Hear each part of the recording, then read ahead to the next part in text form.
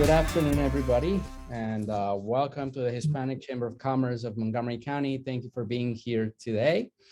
We have a very special guest with us, Natali Fani-González. The Hispanic Chamber of Commerce is hosting a series of interviews and talks with candidates to Montgomery County and Maryland elections in 2022. And we have Natali Fani-González, who is running for County Council for District 4 in Montgomery County. So Natali Fani-González was the vice chair of the Montgomery County Planning Board, part of the Maryland National Capital Park and Planning Commission, where she made sound and equitable decisions for sustainable development, transportation infrastructure, and the county's park system. Natali has been broadly recognized as a strong environmentalist and dedicated commissioner who worked with people of all backgrounds to create vibrant communities that celebrate the diversity of Montgomery County. Born in Latin America, Natali arrived as a teenager in the United States, unable to speak English. Natali attended high school and took the bus to clean houses with her mother on weekends. She graduated from high school with honors and attended Goucher College. Years later, she was elected to the College Board of Trustees. Her first job out of college was as a lobbyist for CASA on the Maryland DREAM Act and defending workers and immigrant rights. She then founded a successful communications firm working on some of the most pressing issues in our time, including the passage of DACA and President Obama's healthcare reform. Natali was awarded Washingtonian Magazine Top 40 Under 40 and received Senator Chris Van Hollen's congressional recognition for leadership. Governor Larry Hogan recently recognized Natali for her efforts helping the community during the pandemic, including encouraging people to get vaccinated. Natali has been endorsed by CASA in Action, Progressive Maryland, and a growing coalition of individuals and local organizations. She lives in Wheaton with her husband, a former U.S. Marine and engineer, and their two young children. Natali, bienvenida. Thank you for being with us today. Mil gracias por la invitación. Thank you so much for inviting me. Absolutely. I'm sure we missed a lot in this bio. Why don't we start there? Tell us more about yourself before we go into other more pressing issues. Something that you didn't say is that I am a passionate soccer and hockey mom. I don't miss a game for my children, and I'm very proud of it. So, yeah, and I love hiking and riding my bike everywhere. So that's something that I do, not just a sport, but also as a lifestyle. So. Great. So what's your favorite soccer team? My kids, Tacoma Soccer. Yes. Great. All right. Well, so Natali, this is your first time running for county council. Yes. What prompted you to enter politics in Montgomery County? To be honest with you, if you have asked me a couple of years ago, Natali, you should run for office, I would have said, no way, there's a lot of fish in the ocean. I mean, I think somebody else should do it.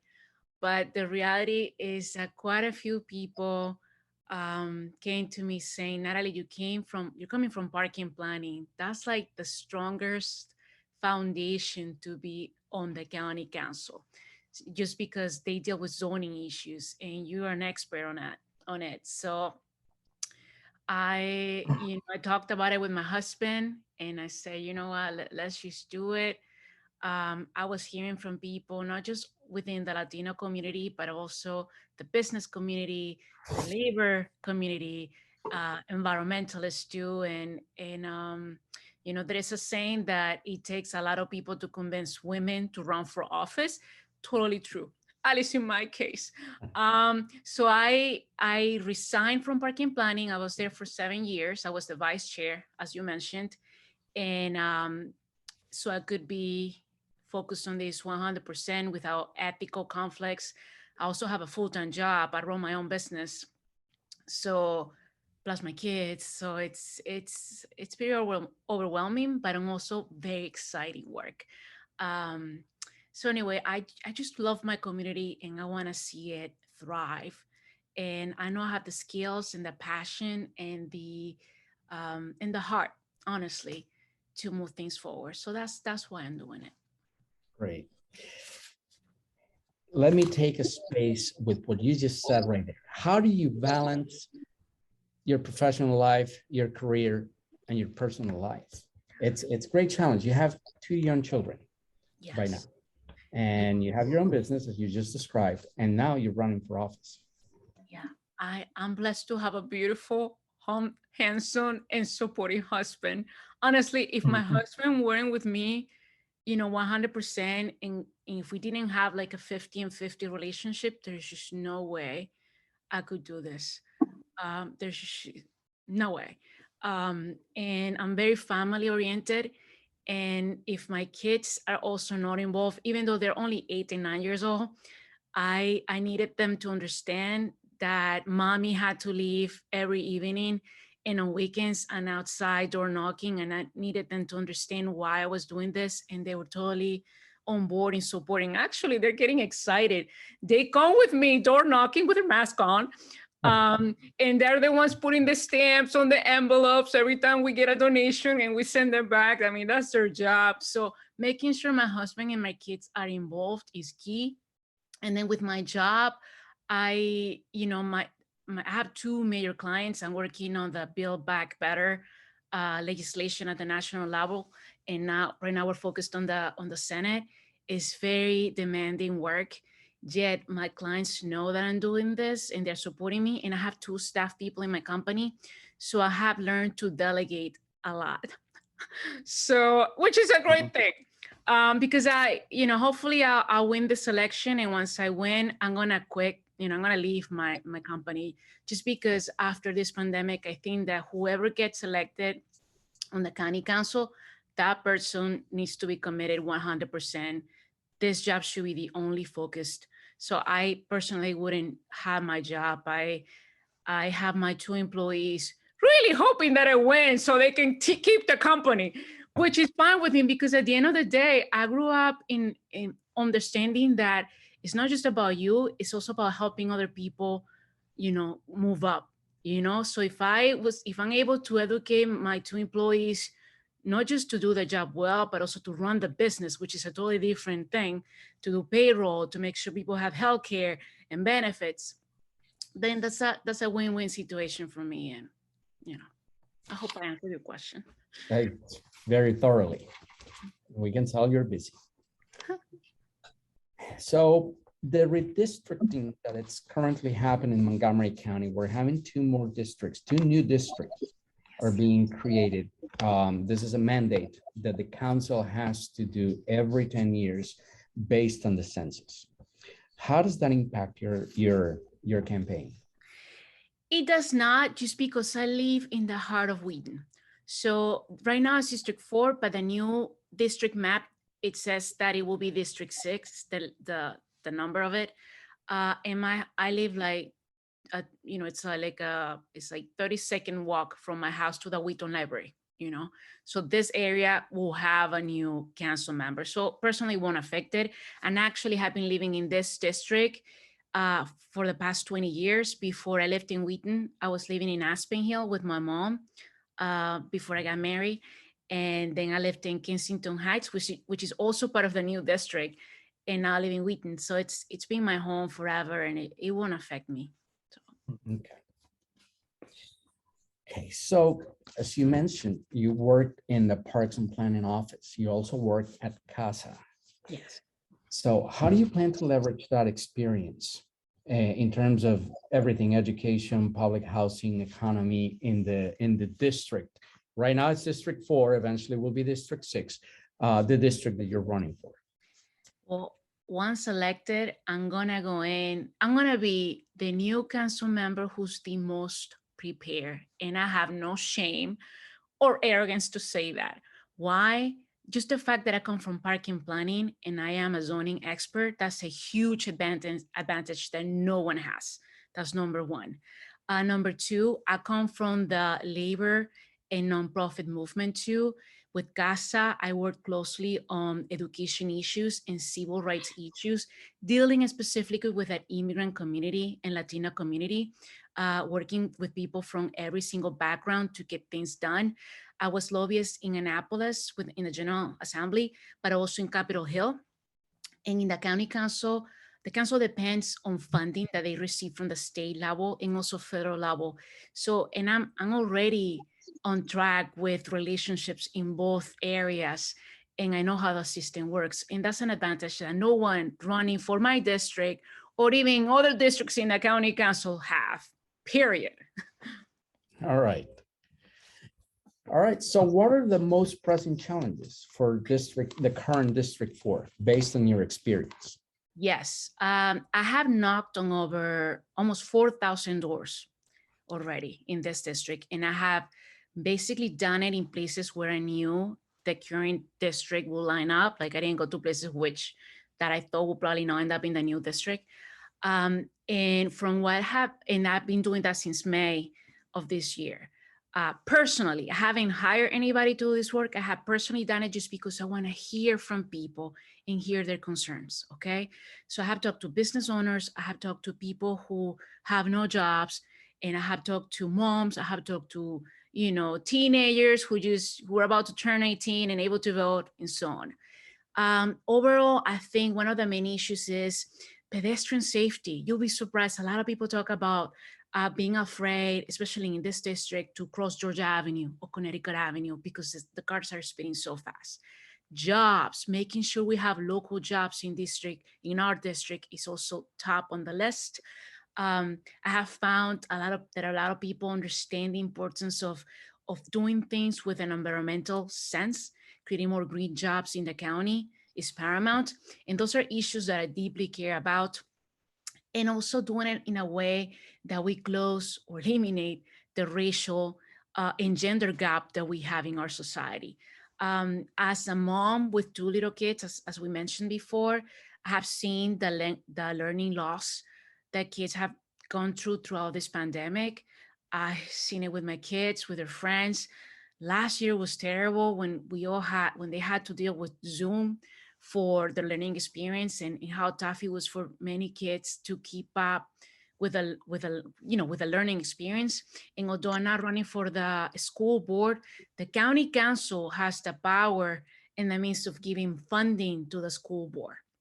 Okay, so directly being on the county council will impact the school system.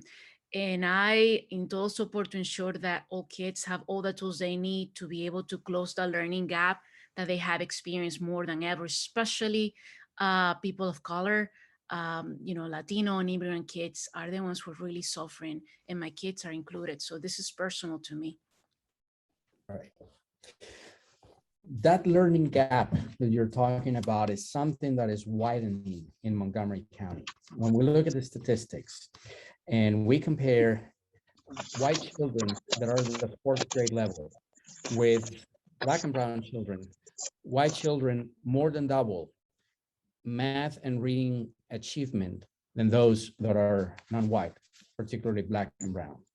So this is a problem that is particularly, it has particular emphasis on District 4, the Wheaton area, because it's heavily Black and brown, it's heavily Hispanic and African American. Tell us a little bit about your strategies to address those gaps in the schools in District 4. My kids went to Kent Mill Elementary School, which is part in District 4. That's a Title I school. And the teachers were wonderful. There's nothing bad about that, but they are desperately in need of more resources now more than ever. Making sure, at least in my experience, this is before the pandemic and now it's even worse.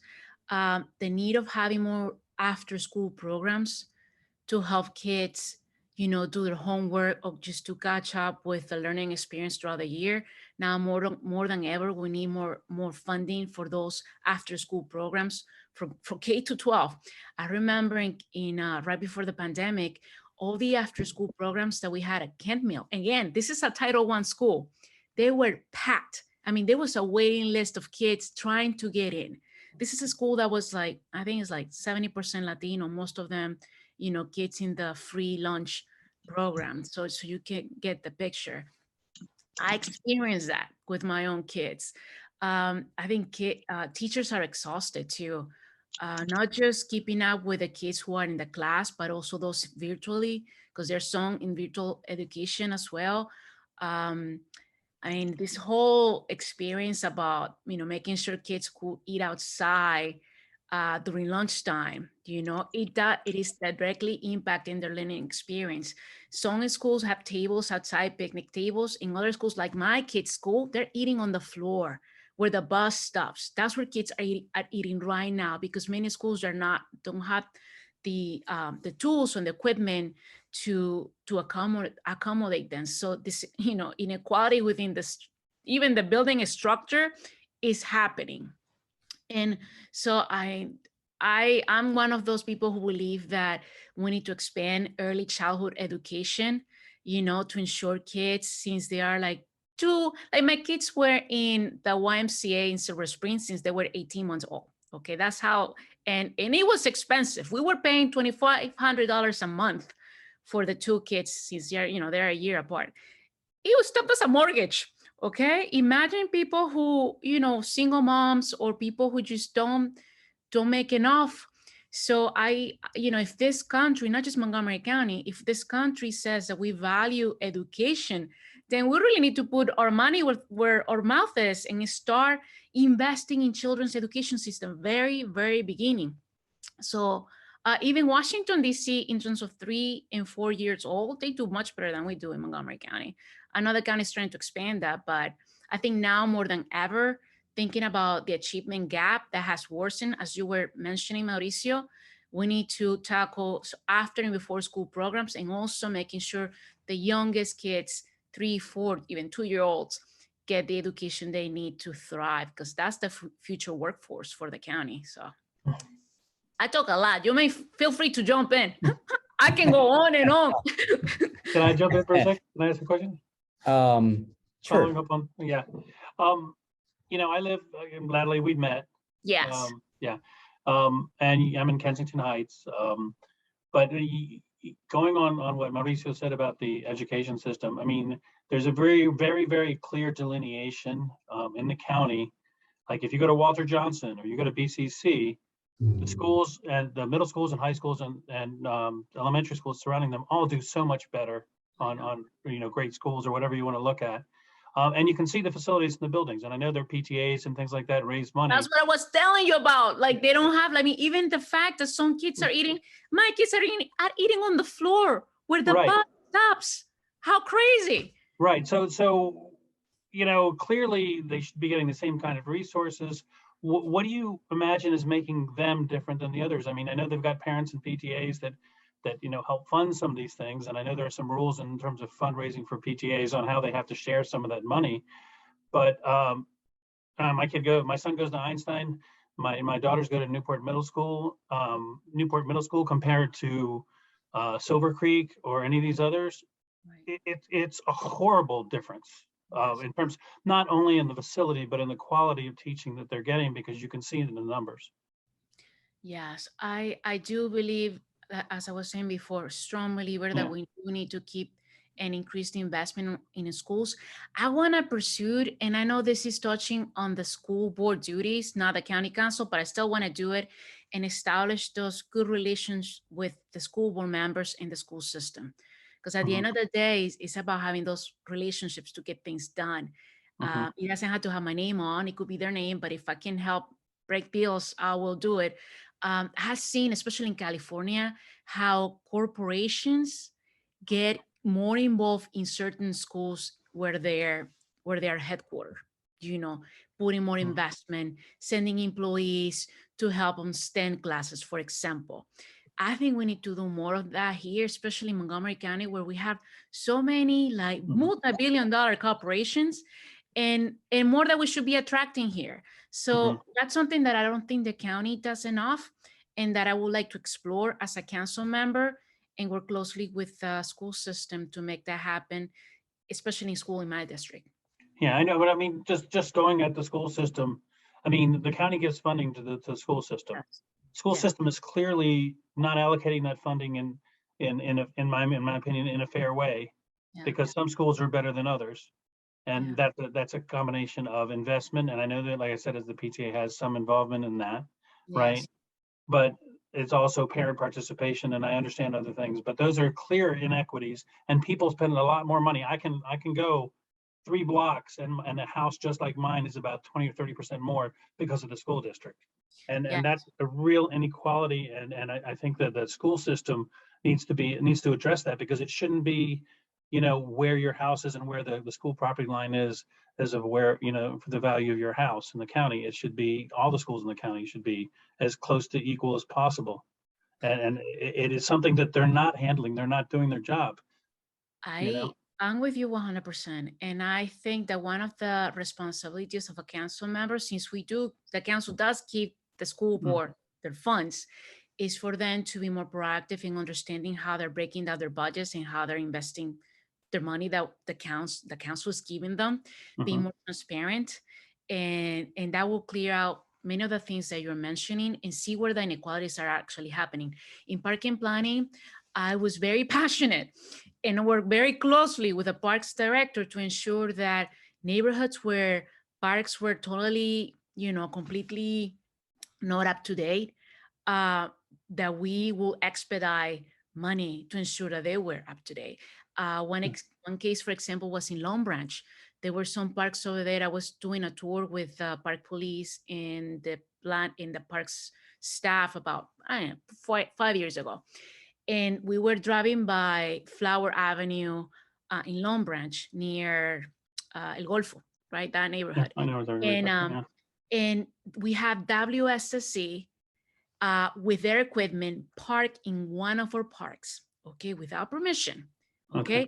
You will never see WSSC, which is the Water and Sewer, agency, doing that in another park in another side of the county. But it was happening in that neighborhood because no one complained, okay? I got so mad that I contacted a friend who's a board member for WSSC, and I told him what was happening. I threatened them. I said, you don't remove this, I'm gonna call the Washington Post and I'm gonna call everybody, because it's the heart of the Latino immigrant community. And they were there for months, okay? They were just using the parking lot there? Yes, they were using Park Lane as parking for their equipment, And so it was the place, and there was a bus stop for the school right there. So kids have to walk through all that debris and all that equipment. I mean, totally unconscious. So I made that change, and within I don't know, a couple of weeks, they had to remove everything because I complained.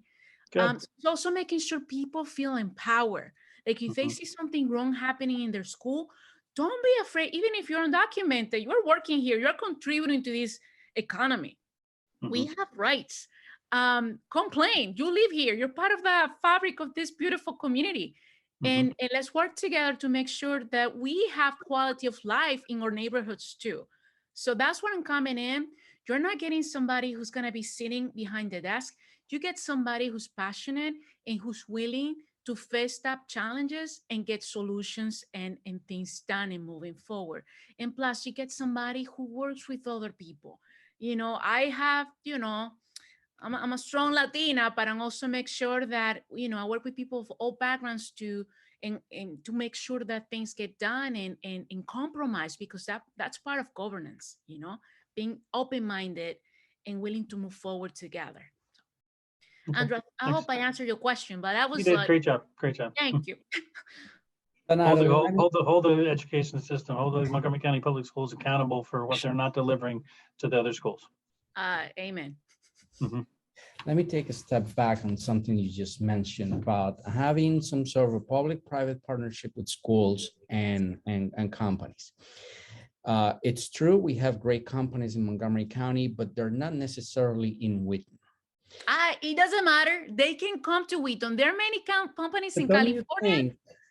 Don't you think that may widen the problem more than fixing it? Because eventually areas where these companies happen to be where the best schools are in the county, and that you may actually create a widened gap rather than trying to solve the problem that we have in Wheaton and other areas of Montgomery County where we see the disparities in education.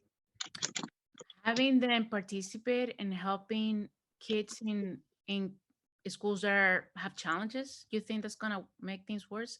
I want them not just to help them. If they can open satellite centers within the district, that will be even better, because we want their employees to have children in those schools, and we want them to buy houses in our district. So it's around. So it's not just one solution, but I don't think it will make things worse. I mean, I'm seeing the data in California and in other places, and it's I actually.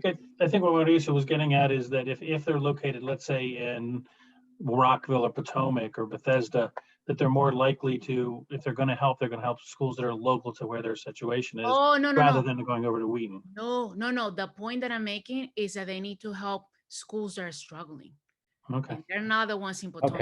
Okay, so you want a public-private partnership with those companies, but particularly with schools that are failing, that are Yeah, struggling, kids and that need not to. necessarily where they're located. Yes, I mean, kids who need more help in math, let's get an IT company. Yeah, they may be based in, I don't know, let's say Bethesda, and have the employees come to my, Ken Mill, that type of work. And it's happening in other places. Why not here, Yeah. Okay. And another thing you just mentioned is the housing crisis. Yes. We have public housing is a hot debate in Montgomery County. Tell me about It's it. getting worse.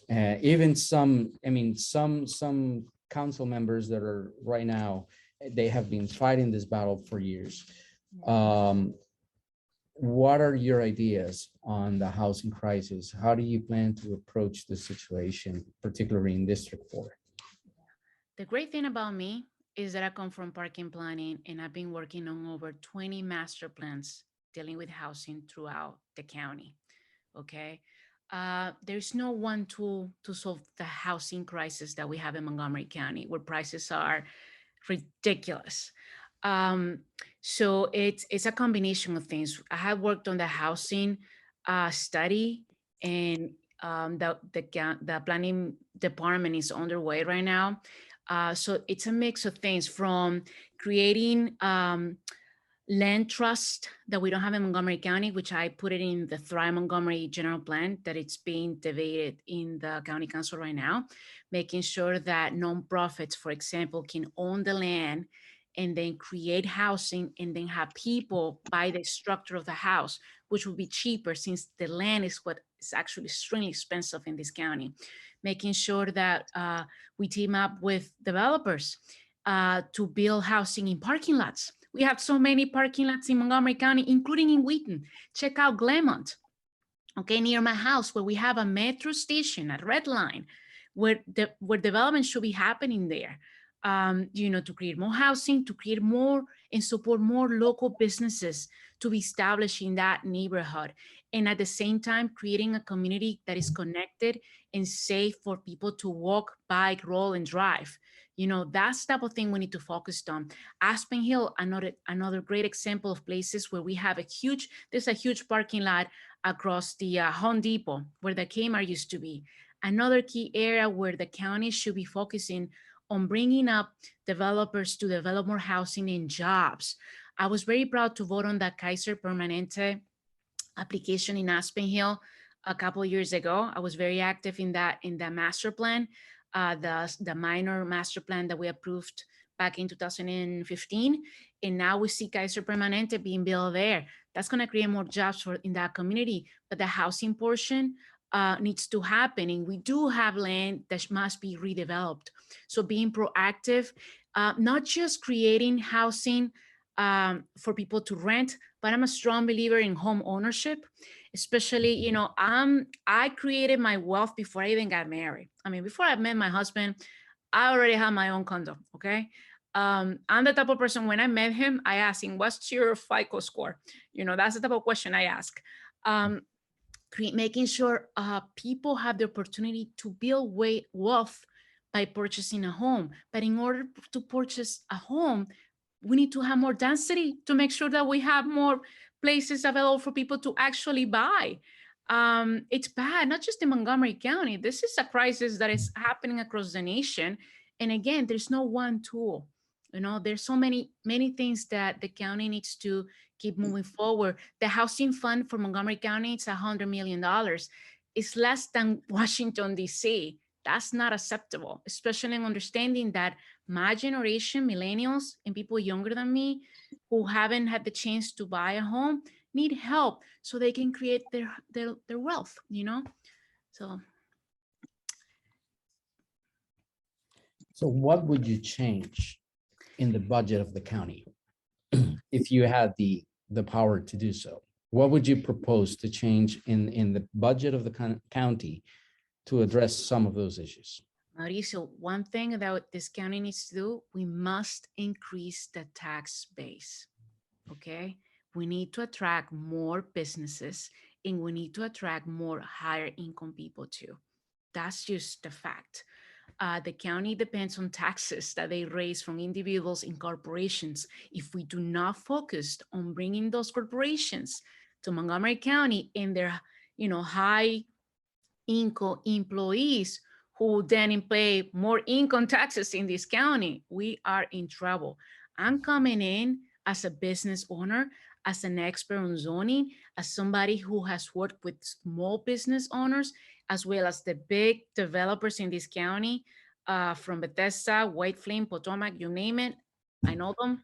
And it's making sure my district, District 6 now, I should start saying District 6 instead of District 4, attracts them to invest here. And also the other thing that we haven't talked about, making sure that, at least for me, speaking for myself, once elected, I'm the type of person who works with everybody. You'll see me as somebody who's going to work closely with the county executive office, with the state legislation, with the federal legislation, just because this is an issue when we talk about housing and bringing more companies to the county.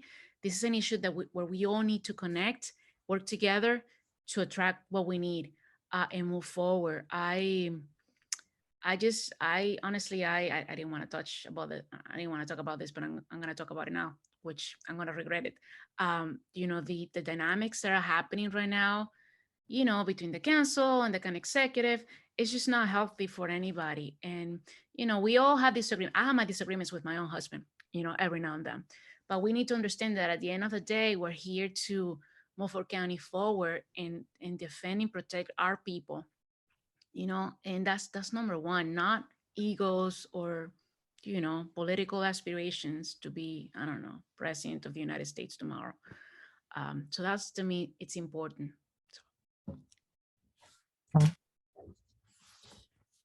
There's only one woman in the council right now. Shame, I have to say. Do you see yourself as a role model for other women to run for public office? And what are some strategies you would implement to make women interested in politics and public office? Man, that's my life. I've been in politics since I was, a teenager, working for CASA as a volunteer and then there as a staff person. But something that you probably don't know, I was one of the, I was on the executive board for Emerge Maryland. It's this political group that educates and train women to run for office. I left the board. I was with Susie Turnbull and a whole lot of a whole list of really powerful women throughout the state. I left their board once I was appointed to parking planning just because I couldn't do everything. But I do always look for people to train and mentor, because I do think that's one of my responsibilities, especially women. I have a daughter, and I'm doing my best to, if I'm gonna inspire anybody, I hope I inspire my own daughter so she can see that she can take my place and beyond. I do love working with children and young girls. I'm on the board of Creatington of Greater Washington. It's a nonprofit based in Silver Spring who serve teen girls who are Black and brown, and they're teenagers, low income. Many of them live in my district and go to schools in my district. So I work closely with them And that just tells you how passionate I am to ensure that women are empowered. And I do hope that in the 2022 election, we have more women on the county council level, but also at the state level top rank office in the state of Maryland. And at some point at the congressional level, we don't have a single woman representing us at the congressional level, and that's True. embarrassing. So a lot of work to do there, but believe me, it's something that I care deeply about, and I'm trying to ensure that we give women opportunities, especially women of color. So in order to attract those workers and companies that you were mentioning, to lower the tax base in Montgomery County, one of the key factors there is infrastructure. Yes. We saw that with Amazon, and we continue to see that with many other companies. They're just not as big or as popular as Amazon, but we continue to see that. We have the I-495 and I-270 expansion program currently going. What's your opinion on that particular PPP program? And what kind of infrastructure initiative would you bring to District 6? I love the question just because infrastructure is what I've been doing also in parking planning. I worked on the plan to speed up the process for Amazon, which they ended up not accepting, to speed up the process for the development application if they were to move to Montgomery County. So I'm highly familiar with the situation. We failed as a county to incorporate the academic world into our bid for Amazon. And again, we go back to the issue of education that I don't think we do enough as a county.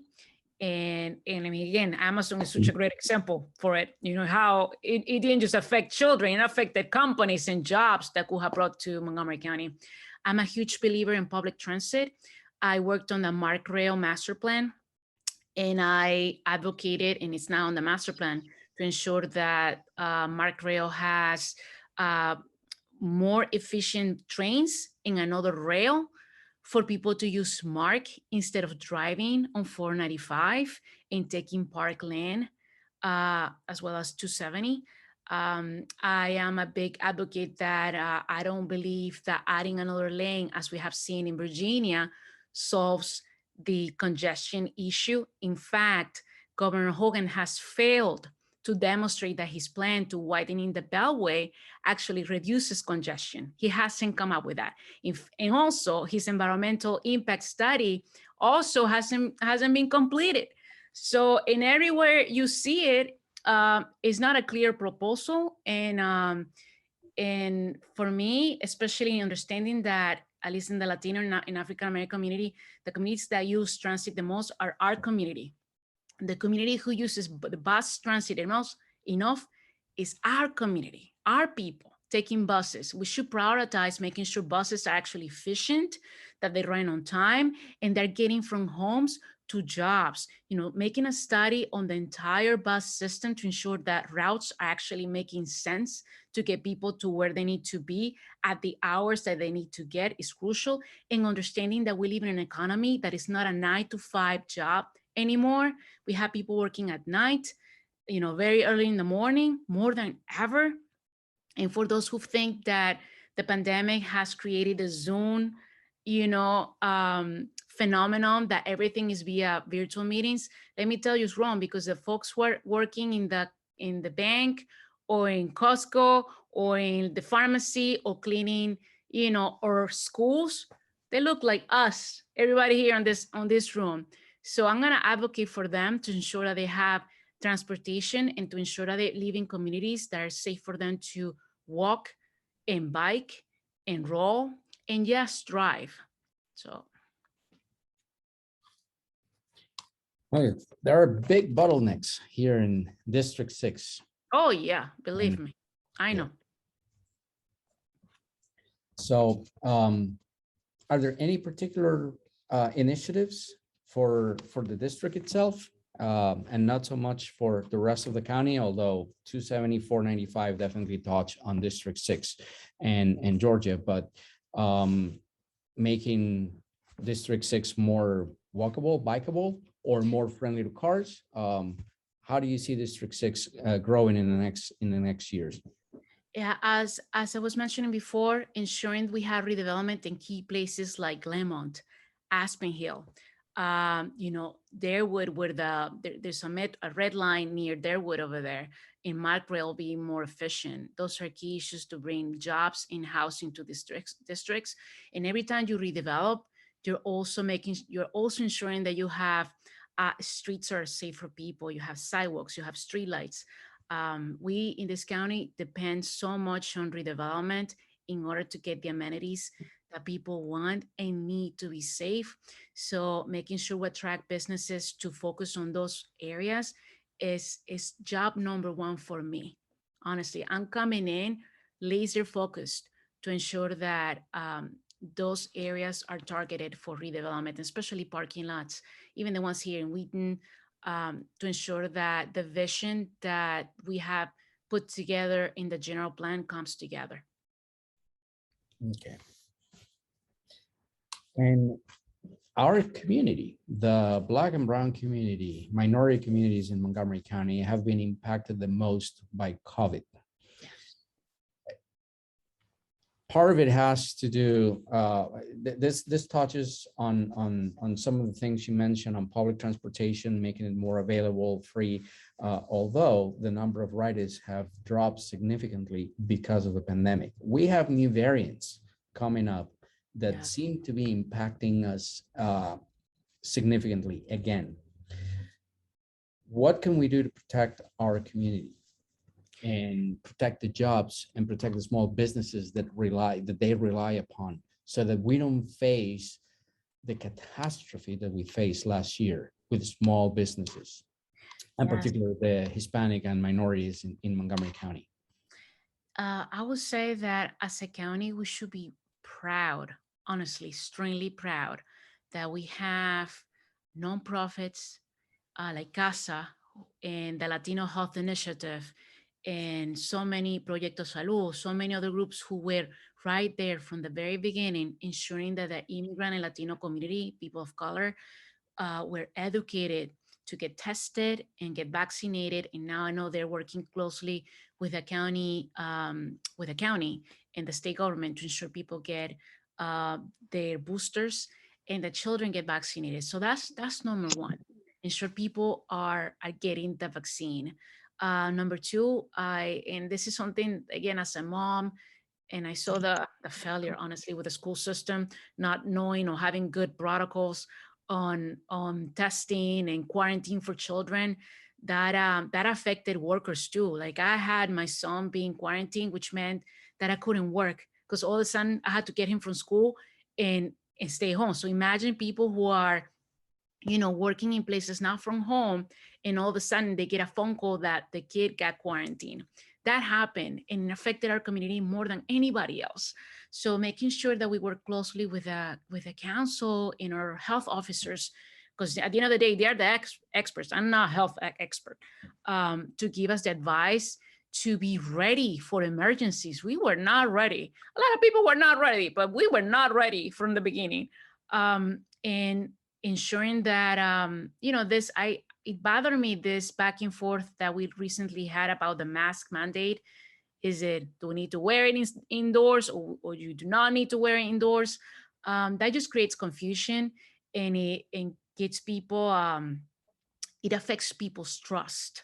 And when you're dealing with a health crisis, trust is key. To make sure that people get back to work as soon as possible, that we have childcare centers open so moms and dads can leave their kids and get to work. And it's a lot of things that are combined, and it shows how connected, how issues are connected. The food crisis, people not being able to get food, healthy foods, especially during the pandemic. So you having me somebody, I'm very task oriented, and I like to, look at things and see, well, what will happen if this case scenario happens, A, B, and C. I think we need to be more proactive doing that. And you have somebody who be proactive to ensure that, you know, we are prepared to face different scenarios.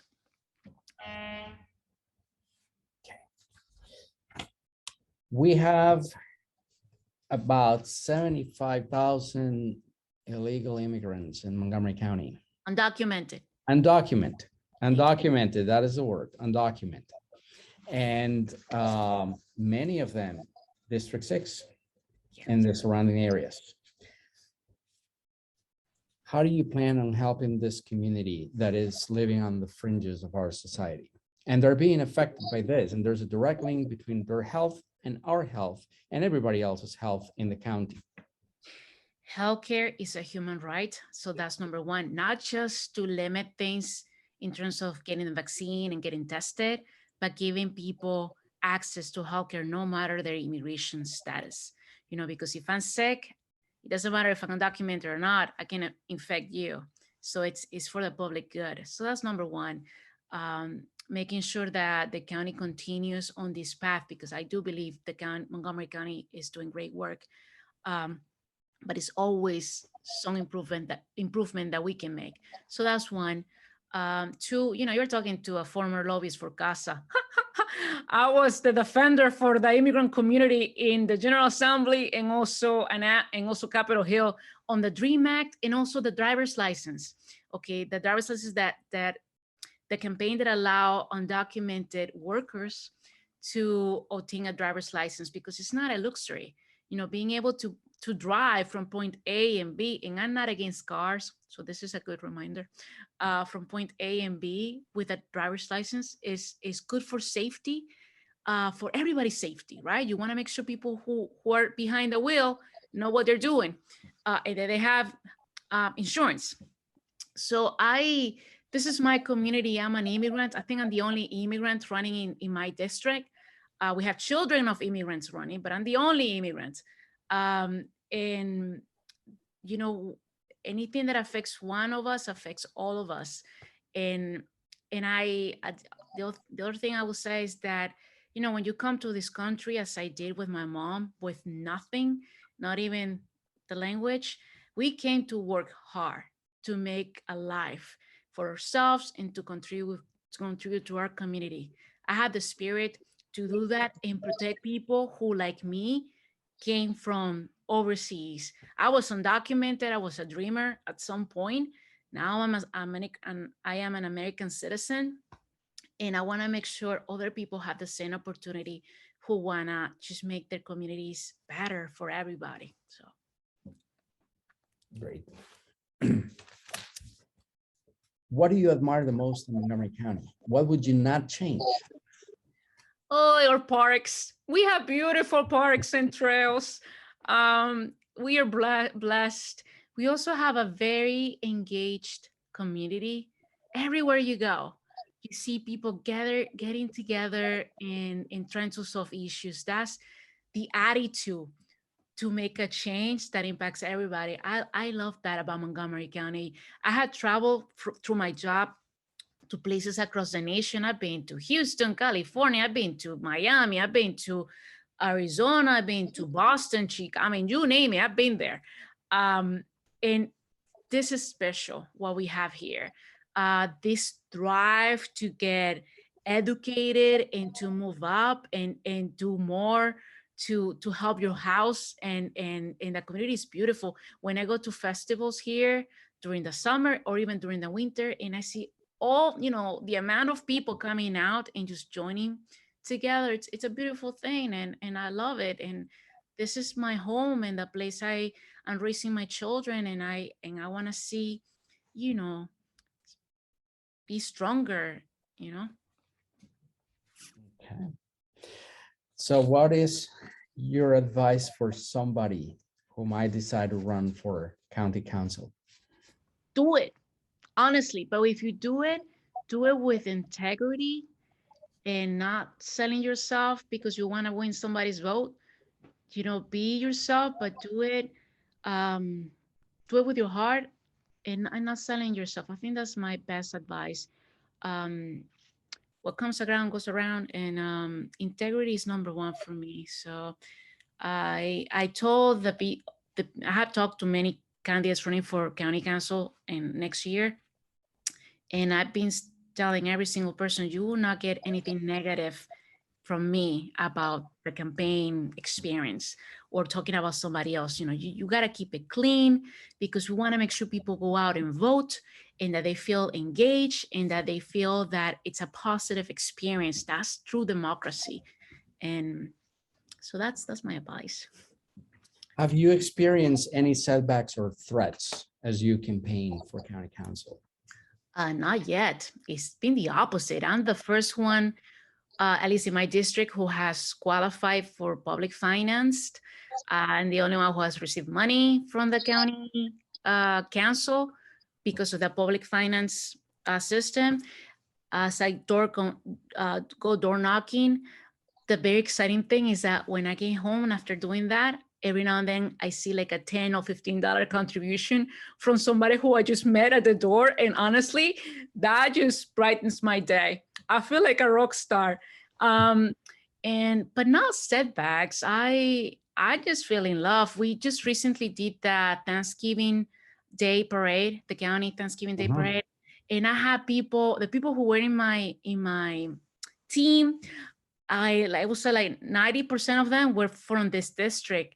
A couple of them I had just met, and they follow me on Twitter, and they say, you know, we want you to win, and we just want to be here for you and support you. And they came at 8 o'clock in the morning with coffee to share with everybody, because they wanted me to succeed. I mean, so no setbacks at all. I'm having a great time, man. I'm telling you. Great to hear. Great to hear that. And Natali, those are the main questions I had for this interview. Is there anything else you'd like to tell us about you or your campaign or your program? And then we'll open the floor for questions. I'm sure other people have questions as well.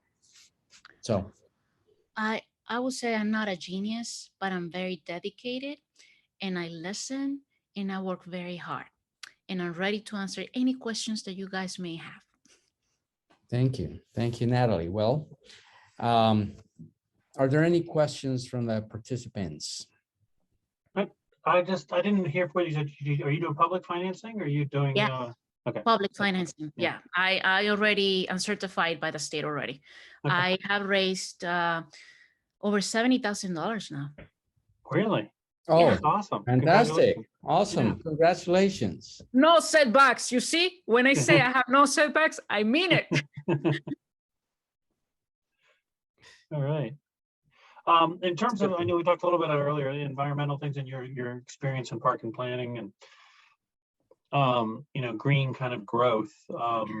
Green jobs. Green jobs, but I mean, green building too. Like, new housing and new buildings. How do you see yourself working with, your experience there, obviously with park and planning, because they're the ones that set a lot of these standards, but, developers want to build new stuff and they need to get approval. And I know there's a lot of resistance by developers for any kind of change regarding if it's going to cost them $10 more per unit, they don't want to spend the $10 to make it. For example, running electric to a new garage, so there's possible EV, or setting it up so that they can easily choose if someone's buying a new house, solar or something like that. You are talking to, I mean, you can just watch the record. The good thing about parking planning that everything gets recorded. You can see sessions, plenty of sessions where I push hard to convince my colleagues I want to say we, but I'm not there anymore, but there are 5 commissioners. How hard I push my fellow commissioners, we need 3 votes to approve things, or 5, to make sure that we have sidewalks, for example. The developer will come in and will refuse to place a sidewalk, for example, or putting or removing light poles that have been there for ages and they are obstructing the sidewalk, but they're building right there. Yeah. I was the one who, without shame, push for all those issues because those are environmental issues. If you're saying that you would want people to walk more, you need the sidewalk. You need the bus stop with a bus shelter because you want people to wait on the bus protected from the extreme weather that we're getting in Montgomery County. Pushing for vegetable roof during the downtown Bethesda master plan process, which I worked on from the very beginning, one of the most comprehensive master plans. I was the one who placed the environmental issues as one of the top priorities along housing, affordable housing, to ensure that when buildings were coming in to Bethesda, they have solar panels, green roofs, that the position of the building will actually help get solar energy into it, right? Because it's not just placing the building, it's making sure the position makes sense. Making sure that stormwater management is beyond the standard in Montgomery County. Making sure we preserve urban canopy, which is key, the tree canopy in the county. All those issues I fought hard and I challenged my colleagues. Many times I won, sometimes I lost, but many times I won. And, you know, I don't take it personal, like otherwise I'll be, you know, I'll be depressed. And moved on in protecting the fabric of our community, especially the business community. I'm gonna give you 2 examples. During the Leetonsville Master Plan, which is the area by Forest Glen in Silver Spring, that area is called Leetonsville, Rosemary Hills. There is one Purple Line station there being built, and there's a light industry zone.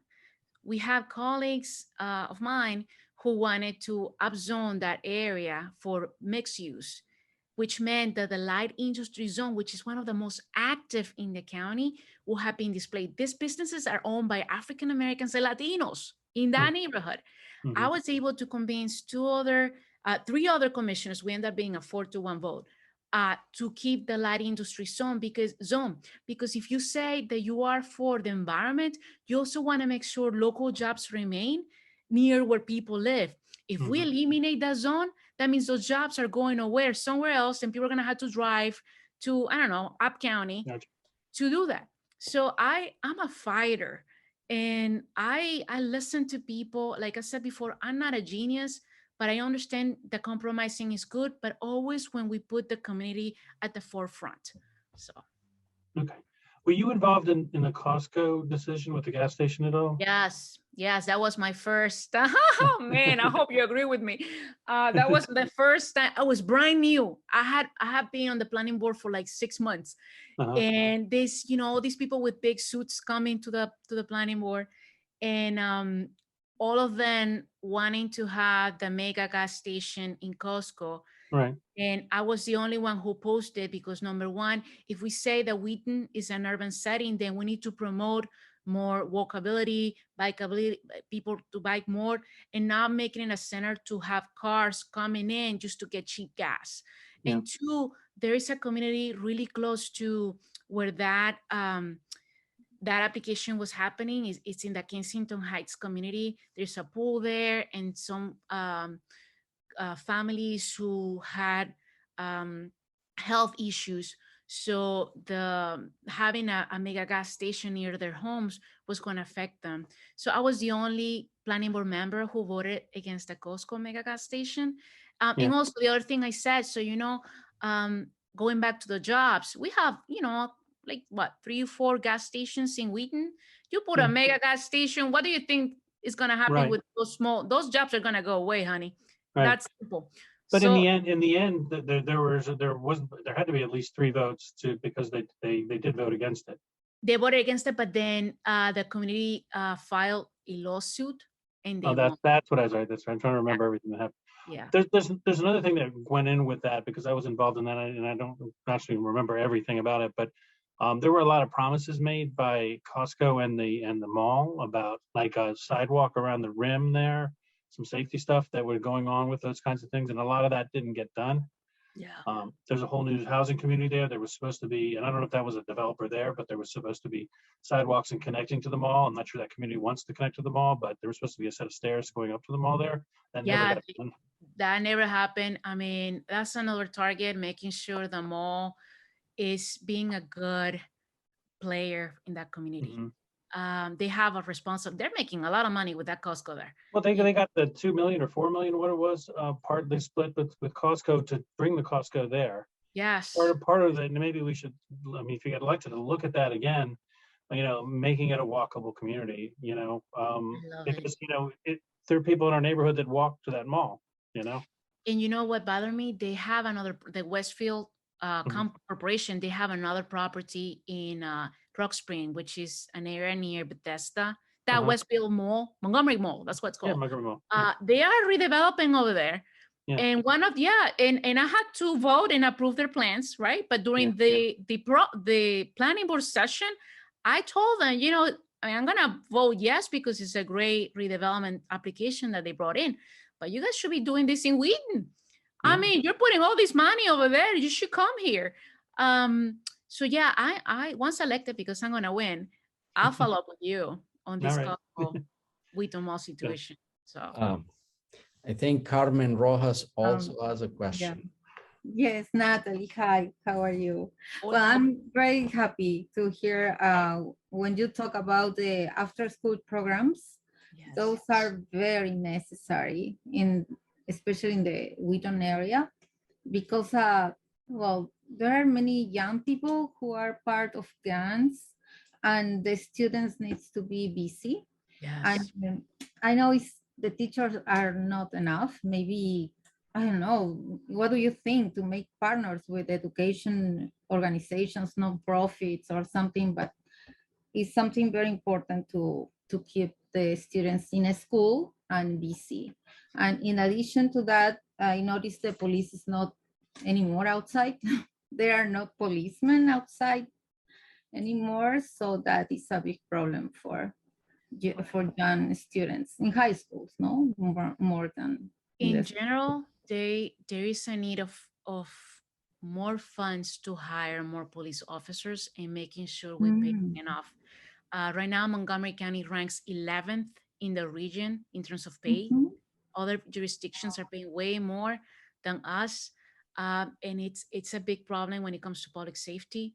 So that touches what you're saying, and making sure that we hire police officers that look like us, that we recruit people that are representative of that community. So that's one. And two, on the after school programs, again, making sure the council now more than ever puts money on the school system for us after and before school activities for kids to get entertained, as you're saying, but also to learn more and close that achievement gaps. And I honestly, once elected, I do want to look into what I was saying before, look into different corporations that can come in and bring their staff and expertise in schools that have needs, as in ones that you're mentioning, and especially high schools too. I love the vocational school that we have in Wheaton, Thomas Edison High School. That's great. I hope we have more a bigger focus on green jobs than what it is right now. And this is the environmentalist in me speaking, making sure kids understand that early on and make good choices with their money as well as they get trained. Financial education for them. Oh yes, We work since more. elementary school. Like I think now they're talking about putting elementary financial education since high school. Man, I'm teaching my kids since they were in first grade. I mean, we need to, we must.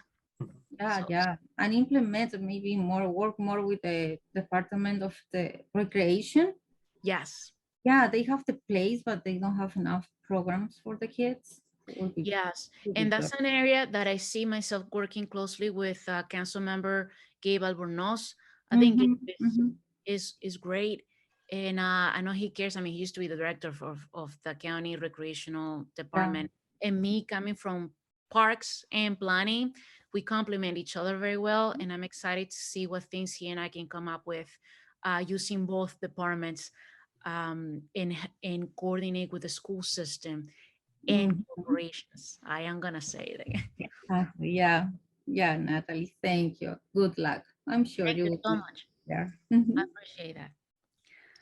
Are there any other questions? I don't know if Carlos Gonzalez has any questions. Andrew, No. Frank, anybody else? If not, Natalie, muchísimas gracias. Thank you Thank you, so Natalie. much for taking the time Yeah. to be with us You're today. welcome. This was very informative. We wish you the best. We will post the recording on our social media early next week, and we continue to have this series of interviews, and we continue to post them on our YouTube channel and Facebook and Twitter.